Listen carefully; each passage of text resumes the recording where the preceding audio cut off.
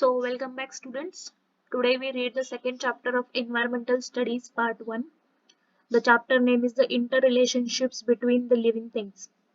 A riddle to solve. An age old tree with a thick, strong trunk gives a deep, dark shade from the scorching sun. Like an old man's beard with many strands, it has a rope for a swinging from every branch. What is this tree in the picture? Can you tell? Plants in our surroundings are useful to us in a different ways. The names of some plants are given below. For what purpose do we use their leaves? The beetle vine, flame of the forest that is palus, fenugreek means methi, vasaka means adulsa and curry leaf plant. The next topic is the needs of the living things are met in their environment. We have many needs like a food, water, air, clothes and shelter. All these needs are met in our surroundings. In fact, food, water, and air are the needs of all living things.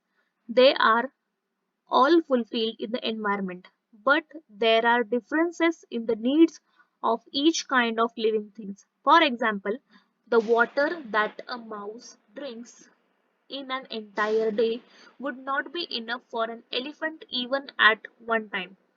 Page number 8. Think about it. Butterflies feed on the nectar of a flower. Can a frog do the same? A sheep eats the leaves of a shrubs. Can a tiger do the same? A fish can breathe in a water. But can a pigeon do that?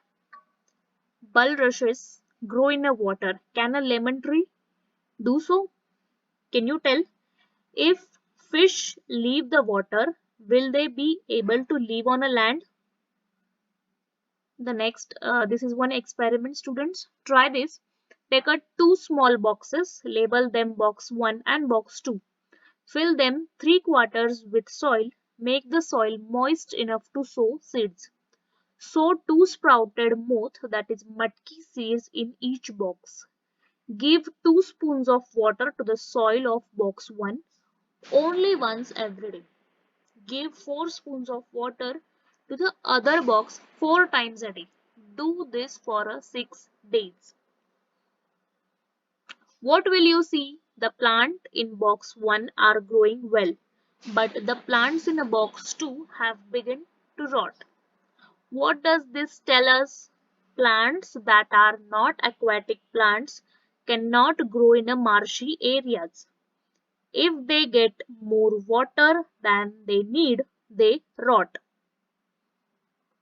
Any type of living thing will be found only where all its needs are fulfilled. Page number 9. Let's take the example of the tiger. A tiger has a strips. A tiger lies in wait for its prey among tall grasses. Its prey cannot see it in the grass because of the strips. There are animals like the deer, the nilgai, and the bison in a grasslands. When the tiger is hungry, it can feed on them. For a tiger, there also needs to be a water hole nearby which never dries up even in the summer. There must also be dense vegetation, tall grasses, or caves in hills or mountains in the area so that the tiger can find a shelter. A tiger inhabits an area where all these things are available.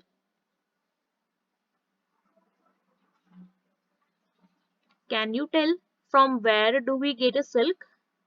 How are trees useful for monkeys? How are trees useful for birds? What happens if termites make a tree hollow? We keep animals in order to satisfy some of our needs.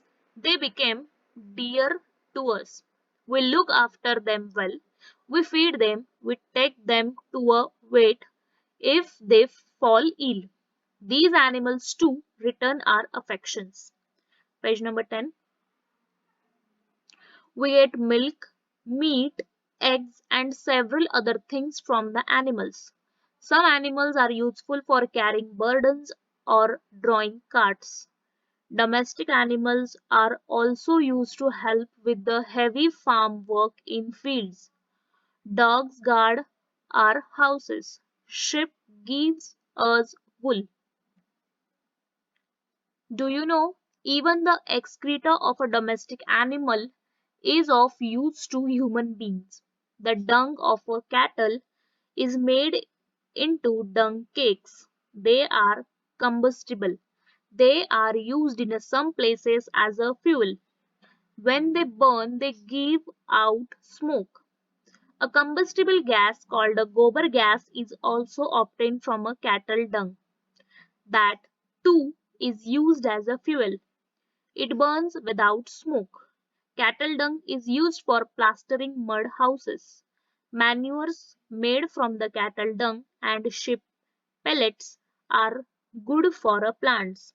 Farmers use them for growing crops. Page number 11. Just as we need animals, we need plants too. Plants give us food grains, vegetables, and fruits. We love flowers too. We use them for many different purposes. We get flowers from plants. We also get a cotton wool from plants to make cotton clothes. We grow plants that are useful to us methodically. We sow seeds. We make sure that they get water. We give manure when necessary. We spray pesticides if they are attacked by insects. Plants too give to us abundantly. They satisfy our needs. Other living things also get their food from the environment. For example, chameleons eat the insects when they are hungry. Some snakes eat mice and frogs. Tigers eat deer. Goats and sheep eat leaves of plants. Cattle eat grass. A new term is here is the arboreal, which means this word comes from the Latin word arbor, which means a tree. Arboreal means living in a trees. Animals like monkeys and squirrels live on a trees. It gives them a certain advantages. Being at a height, they are better able to defend themselves from their enemies. Besides, they can eat the fruits of the trees to satisfy their hunger. Such animals are said to be arboreal. Unknowingly, they help the tree with whose support they live. As they move around here and there in the surroundings, they spread the seeds of the fruits they have eaten through their droppings. Because of this, new trees grow in different places. Some type of birds too find trees useful for building their nests. Page number 12. Do you know? An egret rides on a buffalo's back. When a buffalo is grazing in a grassy area, you are very likely to see an egret riding on its back. What could be the reason for that? A certain kind of egret feeds on a different kinds of insects. Grass is full of all kinds of insects, but because they are hidden in the grass, the egret cannot see them and catch them. As the buffalo treads on the grass, it frightens the insects which fly out of the grass. The egret on the buffalo's back make no mistake in swooping down to catch and eat them up. Seasonal changes in living things. Find out what is the Marathi name for a mango blossom. When do mango trees blossom every year? Does the banyan have leaves throughout the year? We see the frogs everywhere during the rains. Where do they disappear in a summer? Which is the season for jamuns? We have three seasons: summer, the rainy season, and winter. It is very hot in summer. We wear cotton cloths, and drink plenty of waters. In the rainy season, we use umbrellas or different kinds of raincoats and hoods to avoid getting wet in the rain. In winter, we wear woolens and other warm clothes to protect ourselves from the cold. Page number 13. Just as the three seasons affect us, they affect all other living things too. We see these changes taking place in the living world every year, year after year. Winter in Maharashtra is also called the season of Pangal, that is the falling of leaves. That is because many trees shed their leaves in the winter.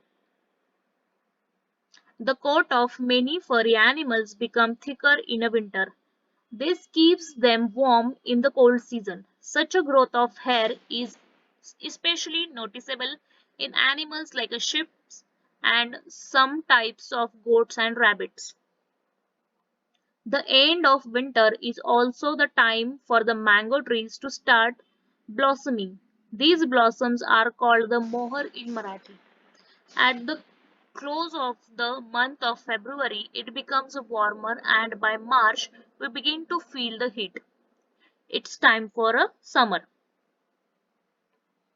In this season, many trees get a new leaves. Forests appear to have taken on a copper color because their leaves are reddish and shiny while they are tender. Their color changes to green as the leaves grow bigger. The call of the koil is heard in a koil, as heard in a many places. In summer, the market is full of mangoes and watermelons for us to buy. This is the season for these fruits. Although mango trees grow all over Maharashtra, the Konkan region is particularly famous for its mangoes. It is also the season for cashew nuts. The red yellow cashew apples can be seen growing on the cashew trees on the hillsides in the Konkan region. Page number 14. In June, black clouds make their appearance. The rainy season is a short way away. By this time, we begin to get a jackfruits, jamuns, that is Java plums, and the karvandas. The seeds of grass and other plants lie scattered all over the ground. They sprout and start growing as soon as it begins to rain. It becomes green everywhere. This greenery is soothing after the hot summer months. Sometimes we can even see the rainbow with its seven color in the sky. As it becomes wet everywhere, frogs appear. We also hear the loud noise of frogs croaking all together. As the rainy season ends, it is time for a winter to make a comeback. It gets colder and colder. This is not good for the frogs. They go deep under the ground for a long period of slumber, which lasts for 7 or 8 months. We depend on agriculture for food. The different seasons, summer, winter, and the monsoon, are the time for doing different tasks in the field. So, what we learn? The needs of all living things are met in the environment. There are differences in the needs of a different living things. Some arboreal animals like monkeys and squirrels live in a trees and feed on them. Their droppings help trees to grow in a new places. Some birds build their nests in a trees. Each type of living thing thrives where all its needs are fulfilled. For example, tigers live in a grasslands and aquatic plants live in a water. Changes in season affect living things. In winter, trees shed leaves and animals' coats grow thicker. At the start of the summer, trees get new leaves. In the rainy season, it becomes green all around. Frogs appear and crops grow in the fields. Always remember, the environment changes with the seasons. Living things have to adapt themselves to those changes. Thank you.